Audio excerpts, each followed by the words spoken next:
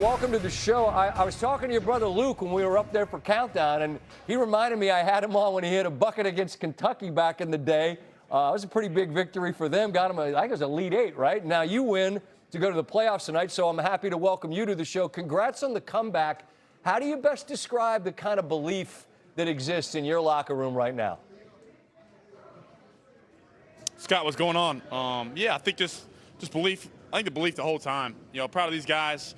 Took everybody. We knew that coming in this week it was going to take everybody. Coach was saying win together, and he said you can't buy back these moments. What Coach was saying pregame, and that spoke true tonight. You know, what a moment. You know, big road victory. Shout out to all the kids that used to watch SportsCenter at midnight. Man, I was one of them. So shout out to the kids that are watching right now. But great win, and we got to get another one next week. Drake, when you're down 11 against a team that has to have it, right? I mean, the thing I said to Tim Hasselback, who I do the games with here on Sundays, is that you seem so unbothered and so calm. Is there a secret to that, where you find the peace in those moments that allows you and your team to operate so calmly? I think the biggest thing is just wanting to be in those moments. You want to be in those moments where you need a touchdown this drive to get back in the game. Those are the moments that you want to be in, and that's what I've tried to tell myself, and I really believe it going out there and confidence in myself.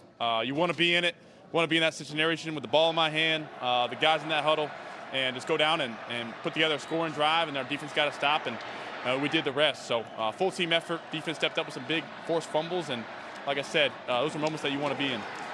This might seem like a weird question, but I'm going to ask it. It'll make sense in a minute. Do you like golf? Are you a golf fan at all? I'm a big golf fan. I love playing with my brothers and watch the PGA Tour. All right, so the reason I ask is because I'm about to pay you a hell of a compliment and say you remind me of Scotty Scheffler in this way. Scotty wins a major, and he's completely unimpressed. And if he makes a bogey, he's not bothered. I think that you seem to me that I don't ever feel like you get wildly excited, and I don't feel like you ever project that you're bummed out. Like, I think that's kind of what I'm speaking to about your ability to play in this space that just seems so calm and clear. I mean, does that make sense to you, what I'm saying? Do you feel that? Yeah, I appreciate that, Scott. I appreciate the comparison. But, Scotty's, I think the best, one of the best to ever do it. What he's done, how he carries himself. I think, watching Scotty a lot, I think you just see he's always so even keel. And even when he wins, it's just a little celebration, and he wants to get the next one. So I'm a big fan of Scotty. He's always big in his faith. That's huge, I think, for him, and it's awesome following his career. Your coach is a guy I've known for a long time, and he's done it, right? He's got pictures on the wall wearing a jersey and spiking footballs and winning rings. How much does his connection to you all have to do with the fact that he's done it, and he's done it there? His ability to tell you, like, listen, what I'm telling you works because I did it here. Yeah, I think it means the world. I think it means the world coming from a guy who's done it, who's lived in our shoes, and was telling us pregame you can't buy these moments back, and you can buy a lot of things in life, but buying this feeling of going out there with your teammates and going to war and coming a big win on the road is something that you can't buy back, and we took that to heart tonight. And he's been huge for us. Just the belief in him and his belief coming back on us. I think that's one of the biggest things. He coaches hard. He expects a lot out of us, but he cares about us, and he wants the best for us. Your guy, Stephon Diggs, is a guy I know well going back to his Maryland days. I find this interesting. Like, the two best receiving days he's had this year were homecomings. In Buffalo, I get what it meant to him, and in his home state of Maryland. You sense something different in number 8 tonight when I see him out there and he's pointing, and I know what he's saying. Like, this is my state or my house or my something. Like, you feel an edge out of him tonight? I mean, he's a DMV legend. He stayed home in college, went to Maryland, and he's back on his home turf. And just proud to be his teammate, to play out with him, go out there at war. And I made some great catches tonight, some great plays, and I told him I'm gonna keep coming, keep trusting him, and he showed up in every way.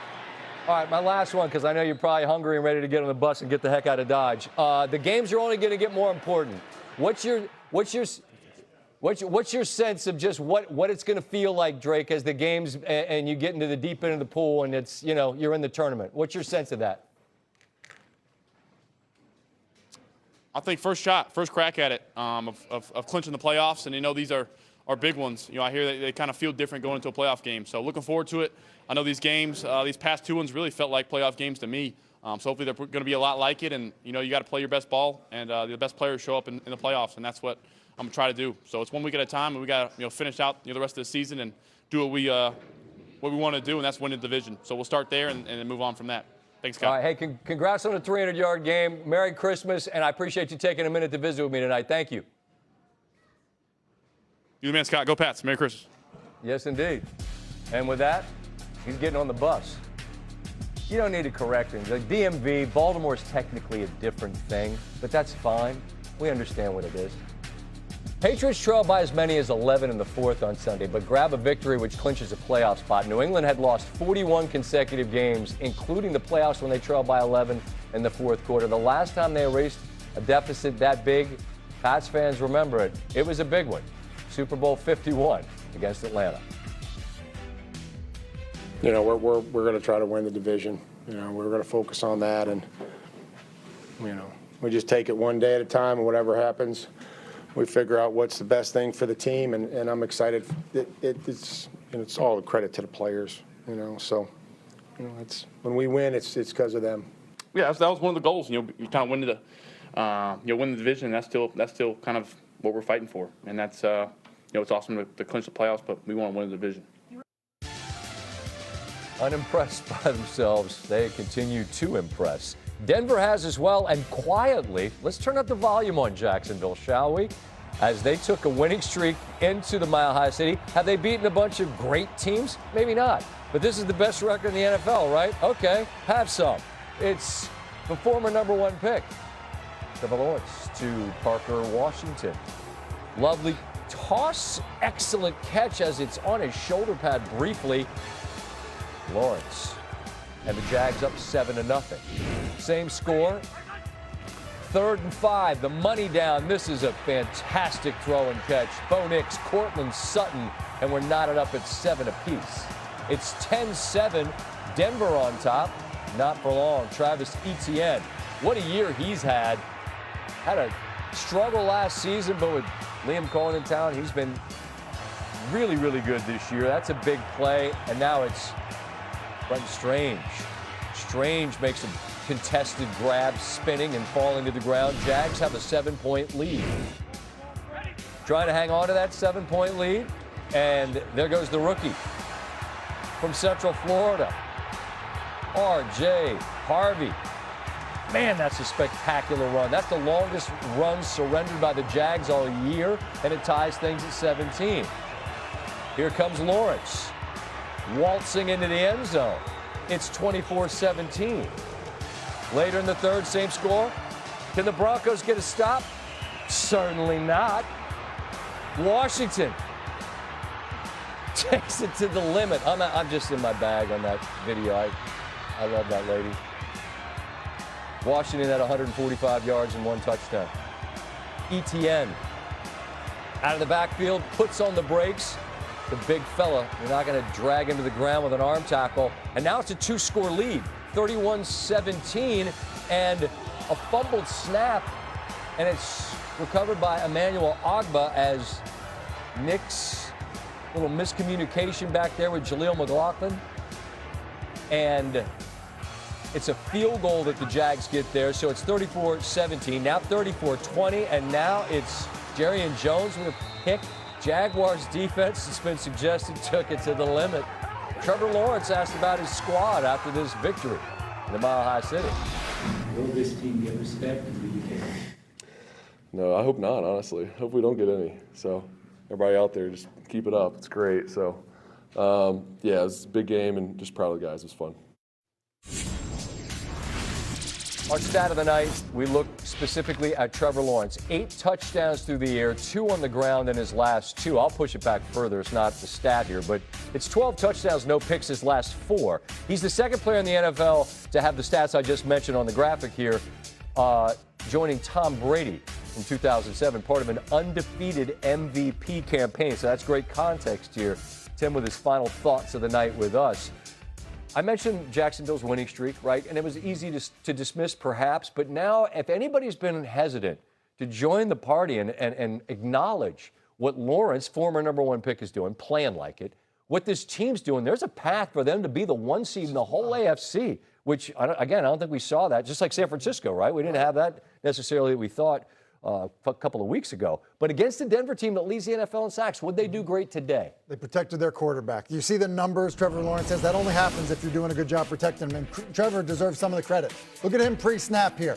He's sliding the protection to the bottom of the screen here, to the right. And he's doing that with Singleton lined up, into the line of scrimmage as if he's coming.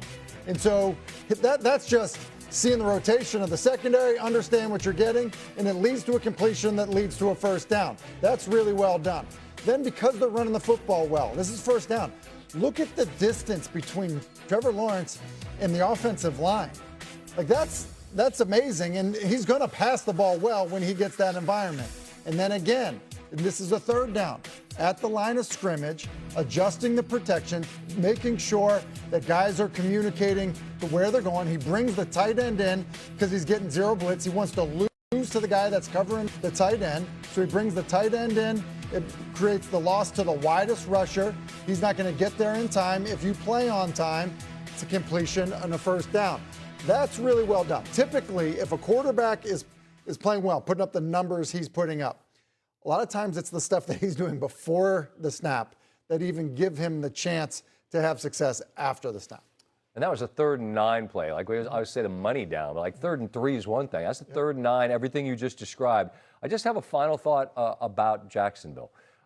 In this season of we don't know who's the best or whatever else, for them to go out and beat a team that had won 11 in a row in their building where they've been talking, man, this has been as loud as we've heard it in years, for them to win this way against that team, does it change the way they see themselves perhaps to a degree? I think it has to. Listen, you're going from Florida to play in Denver where it's cold.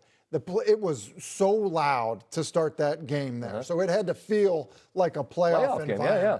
So even though that group of guys and that coach has not won playoff games, the fact that they won a game in that playoff-like environment against a 12-win team, yeah, I don't think there's any question that there should be a lot of confidence that you take from that accomplishment. Yeah, I mean, got a playoff win at home against the Chargers, but that was kind of gift wrap, like that was like whatever. But this, I think they have designs on something different. I feel like you're seeing a #1 player in the draft playing. He's on fire right now. I mean, playing as well as anybody. Have a fantastic Christmas with your family. Appreciate you being up here. Yeah. Bonus, couple of nights here. We'll